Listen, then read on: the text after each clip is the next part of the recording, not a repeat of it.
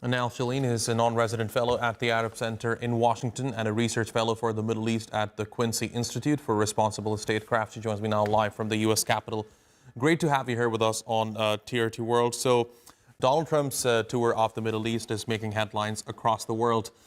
He has visited 2 countries up until now. He's expected to be in the UAE tomorrow. Considering his visit to Saudi Arabia and Qatar, tell me what stands out for you.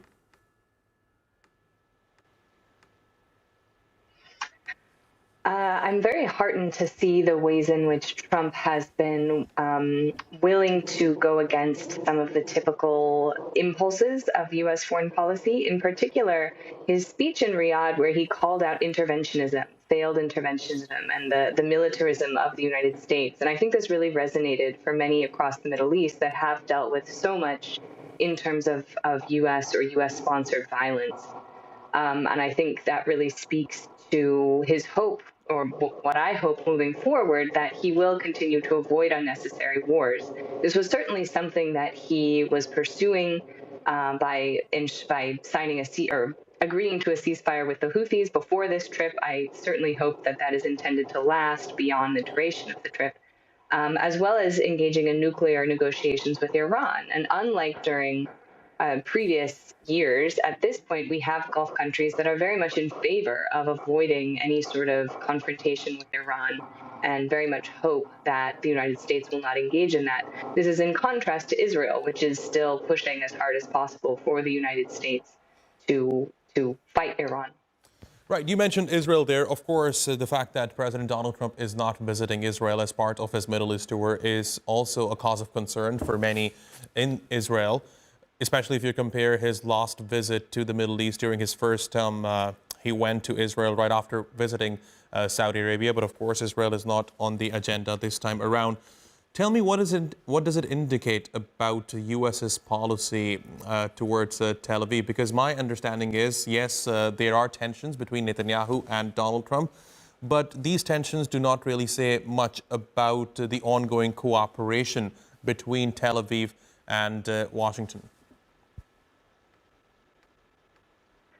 I think that's very well put, and many people have highlighted the fact that Trump was willing to negotiate directly with Hamas for the release of the dual Israeli-American citizen and IDF soldier who was held prisoner, in addition to the unilateral ceasefire with the Houthis, even though the Houthis have continued to hit Israel, as well as negotiations with Iran, which he announced with Netanyahu sitting beside him.